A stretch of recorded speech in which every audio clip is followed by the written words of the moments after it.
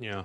And I think it's important too that, a lot of the principles that we teach in the course, it's kind of about building habits, right? If you have to do some Hmm. crazy amount of work to increase your deliveries by 0.25 per hour every single time, it may not be worth it. But if it just becomes second nature whenever you're sitting there at a restaurant, instead of going on Facebook or Instagram, you just send a quick text to your customer and then you go on Instagram, right? And that's sort of where I think that like just a little bit of a push, a little bit of a nudge, like a little bit of training can actually make a big impact on your earnings. I know there was a big rideshare study where they looked at the earnings of actual Uber drivers based on actual data in Seattle. And it was amazing to me at the variability. Some drivers were actually earning under $10 per hour and others were over $40 per hour, right? Now, those are kind of the two extremes, but that shows you that there's a huge range. And that range is based on when and where you drive, the strategies that you're using, how good or bad of a driver or a courier that you are. And so I think that like once people start to understand that like the actions they take can really have an impact on their earnings. So I know we cover a lot of this in the course. So I kind of want to ask you, like, what are the top three tactics in your mind that can have an impact and increase a courier's earnings today? Tactic one, when it comes to restaurants, make Mm-hmm. sure you pay attention how long you're waiting there. Okay. And if you're waiting too long, you need to reevaluate if you're going to take another order from them or if you're going to put them in a little timeout. You got to In the remember, future. yeah, in the future, because Mm-hmm. we get paid mostly for mileage and distance. We're not really getting paid that much to wait.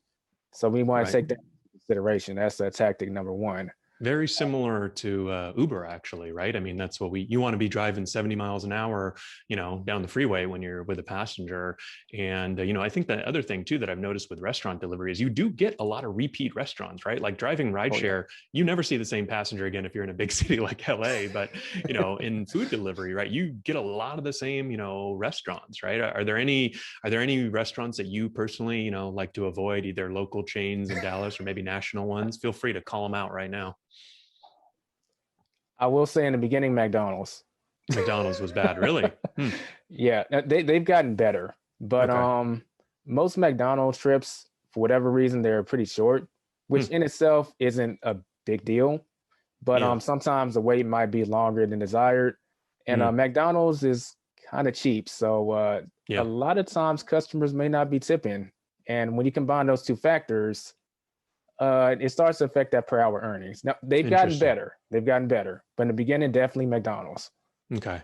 All right. So Mickey D's, they need to do some work. So tactic number one, pay attention to the restaurants that folks are ordering from, and your experience there. The wait time is very important, and potentially, put them on your, maybe you've got a list, tier one, tier two, right? And keep that in mind. What's tactic number two to increase your earnings? Tactic two is to pay attention to when are the best times to drive. Uh, Hmm. just like rideshare, delivery has a cycle, and you want to be driving during the high times of those cycle when there's a lot of demand.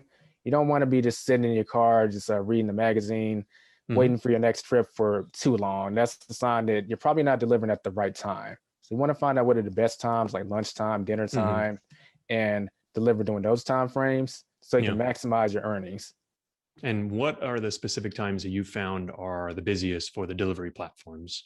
I'm assuming it's kind of similar across Doordash and Uber Eats. What have you found? I can take a wild guess, and I sort of already know. I'm guessing lunch, dinner, because that's typically when people order food. But what have you experienced?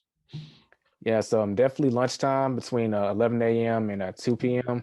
Sometimes maybe it might be a little activity between 2 and 3 sometimes. But if it gets slow, like go ahead and stop, do something else. And dinner time is between 5 p.m. and 9 p.m. And Hmm.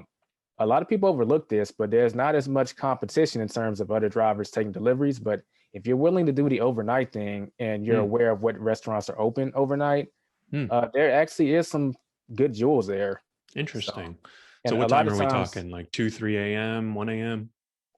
like between midnight and 3, like Hmm. those times, there's a lot of activity, and oftentimes these Weekends companies, or especially the weekends, but this is even actually weeknights? even weeknights because a lot of times these companies, they're aware that no one wants to be out driving at that time, so they usually Right. throw promotions out to incentivize us to get out there. Yeah. So that means that you're going to be making a little extra money on top of whatever you would have made anyway. Yeah, and no traffic, so you can go longer distances, which potentially gets you paid more. And people at that time, maybe they're drinking, maybe they're smoking, right? So they're a little more generous sometimes with their tips, or even sometimes the quantity of food that they're ordering, right? Because a lot of times the tip is based off the size of the order value, right? So kind of the bigger, the better within reason. If it's $100 order, it's kind of better as long as it's not like two crates full of stuff. Right. One other hidden gem that I've found in my experience, Sundays always seem to be pretty busy.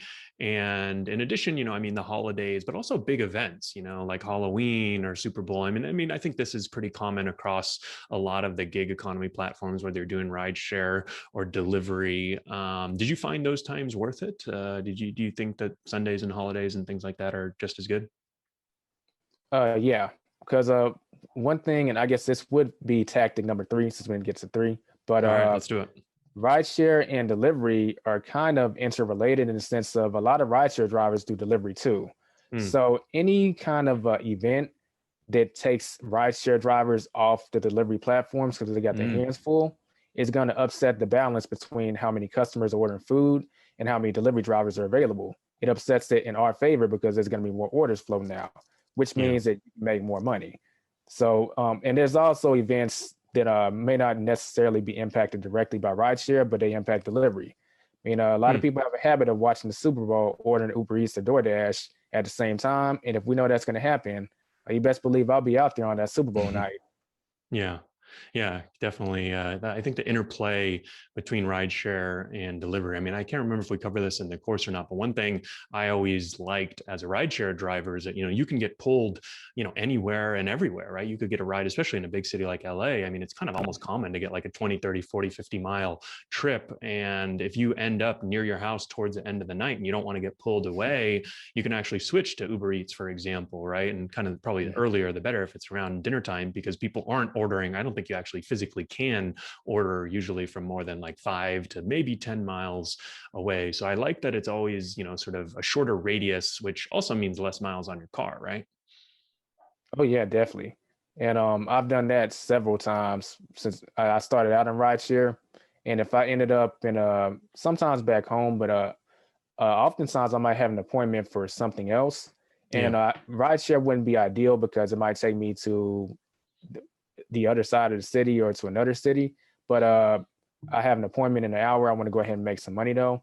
Yeah. Great alternative is a delivery because I know it's going to keep me in that local area. Yeah.